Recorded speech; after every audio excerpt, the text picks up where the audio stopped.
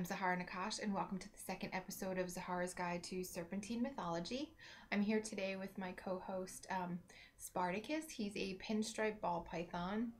He's kind of hanging out today, but he's my co-host. Today's episode is going to focus primarily on how snakes got their nasty reputation. I'm going to be talking a lot about snakes and religion in this particular episode.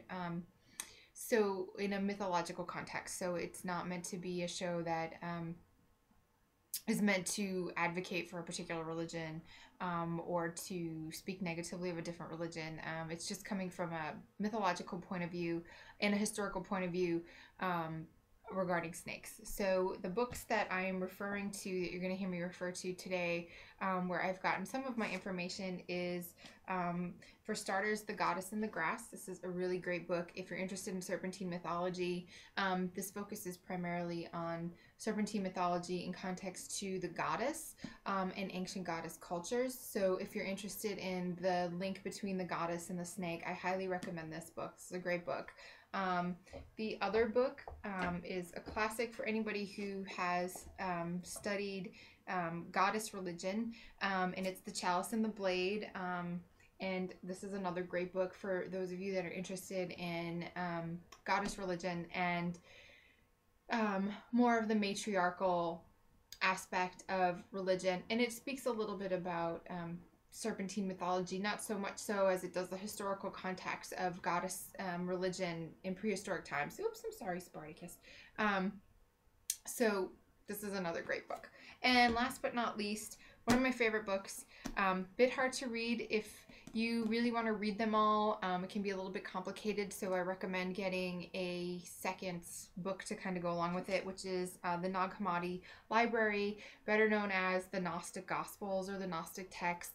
This is a really great sort of book to read if you really want to read something a little bit complicated and dry, but it's really interesting, and it sort of takes a different view on the Bible, I think, in my point of view. So it's an interesting book, but the problem with it is because a lot of the pages are missing or have never been found or have been burned. It's missing a lot of words, so it can be a bit complicated to read, but I really recommend this. So with that said, how snakes got their nasty reputation. Prior to the Bible as we know it, the world was pretty much in a goddess-centered religion, and basically what ended up happening over the course of time is that the mother goddess became associated with the serpent, and the reason why that occurred is because of the aspect of the goddess, which is the idea of death and rebirth, the idea that women could menstruate for 5 days and ultimately basically bleed for 5 days and not die. That was sort of one of their things, and that sort of centered around women empowerment, and also the idea that women gave birth prior in prehistoric times never really was understood why. So it kind of elevated women up a little bit on the ladder. And so, get him nice and comfortable. And so basically what ended up happening is that because of the serpent being a symbol of transformation, the idea of life, death, and rebirth, as well as the idea that the snake could shed its skin and ultimately never die. So we're talking about a prehistoric context. So it was how it was viewed from a prehistoric time, not, a modern time where we're like, oh, a snake sheds because it's growing. During the Paleolithic era, snakes shed. It was sort of a cause for alarm for the sake that, you comfortable? It's going to be very squirmy. He's not camera shy. Hey, Mom. So it kind of added into the idea that snakes never died. So it was this idea of rebirth and reincarnation.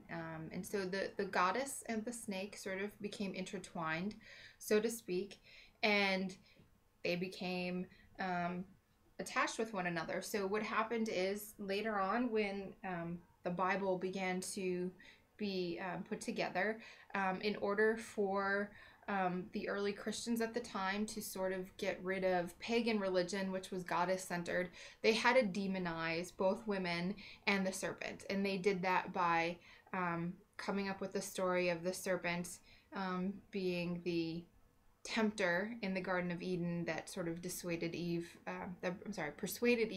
to eat the apple from the tree of knowledge. And that's sort of how it started. So the snake sort of became vilified right from the beginning of biblical times as the devil, the symbol of the devil, and it sort of took off from there. However, if you refer to the Nag Hammadi text or the Gnostic Gospels, you will actually find that the snake was actually a redeemer to early Christians. In the Gnostic Gospels, in the creation story, it's completely different. And when Eve actually went and ate from the tree of knowledge, it was not because she disobeyed God. It was because the snake actually was a redeemer. The snake actually told her to eat from the tree of knowledge because Eve would gain wisdom and realize that the earth and the world that we live in is actually an illusion, and that in order to become godlike, we would have to actually partake from the tree of knowledge. And so the tree of knowledge wasn't this, elusive tree that we weren't supposed to eat from. It was actually a tree that we needed to eat from to realize that life is an illusion. So it takes on a much more Buddhist ideology. And so that is basically a little bit of how the snake sort of became vilified.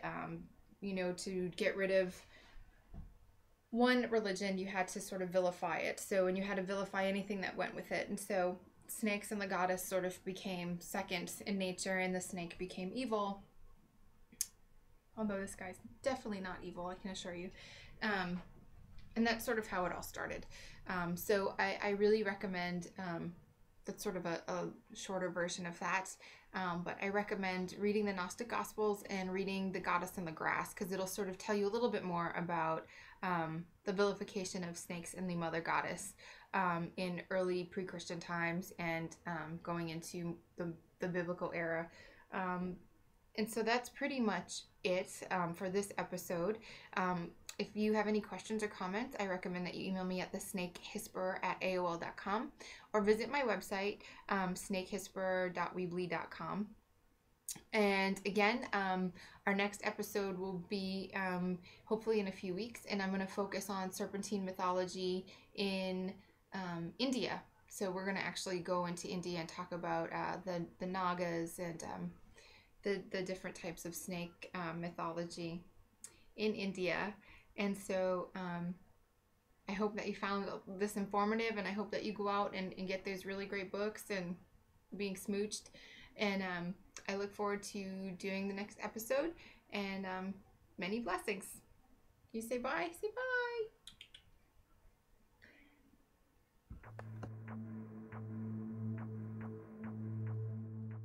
Thank you for being such a good co-host.